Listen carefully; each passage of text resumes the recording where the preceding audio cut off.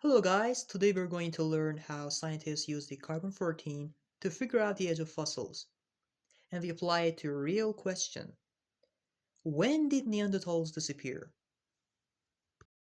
Carbon in the atmosphere exists in three forms: carbon-12, carbon-13, and carbon-14. The first two are stable. Plants absorb the carbon dioxide during photosynthesis, but they don't sort or select among different carbon isotopes. Instead, they take in carbon-12, carbon-13, and carbon-14 in exactly the same proportions found in the atmosphere. But why does this ratio stay so consistent? The answer lies in the carbon cycle itself. Carbon in the atmosphere is constantly being renewed, exchanged, and circulated through living organisms.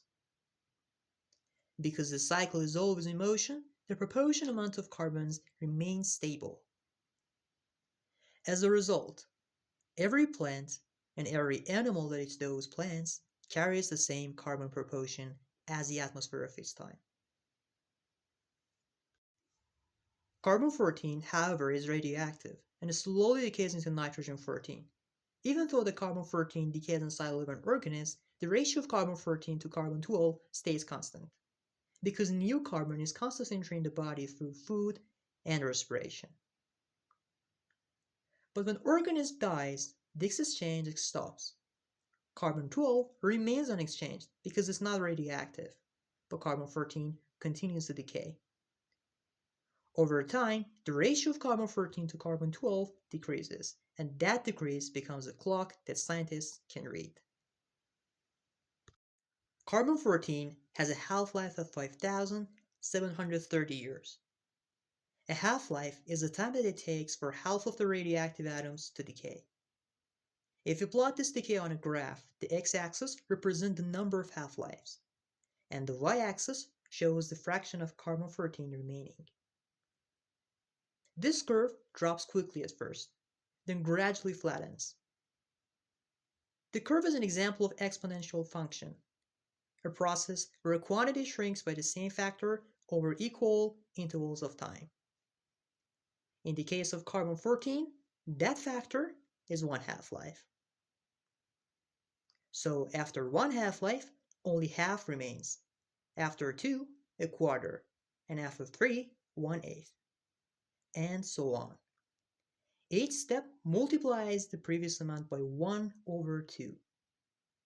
We can also use the mathematical idea of a logarithm.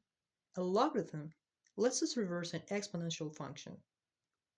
It answers the question, how many times do we need to divide by 2 to reach this amount? If you convert the half-lives into years, each step to the right represents another 5,730 years. Now, let's apply this method to a real fossil. Researchers measured that the carbon-14 in a Neanderthal bone and found that it contained 0.0078 of the original atmospheric amount. Compare that to our decay curve. After 7 half-lives, the fraction is 0.0078125, almost identical. This tells us that the fossil is about 7 half-lives old. Rounded to the nearest thousand, the Neanderthal died roughly 40,000 years ago. This gives us the latest known presence of the Neanderthals at that site. The researchers cite evidence that the modern humans became established in the same region as the last Neanderthals, approximately 39,000 to 42,000 years ago. Carbon-14 dating works only for fossils up to about 75,000 years old.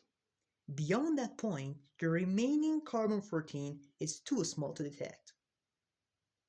Dinosaurs, however, went extinct 65.5 million years ago, far beyond the reach of carbon-14. Instead, scientists use the isotopes with much longer half-lives.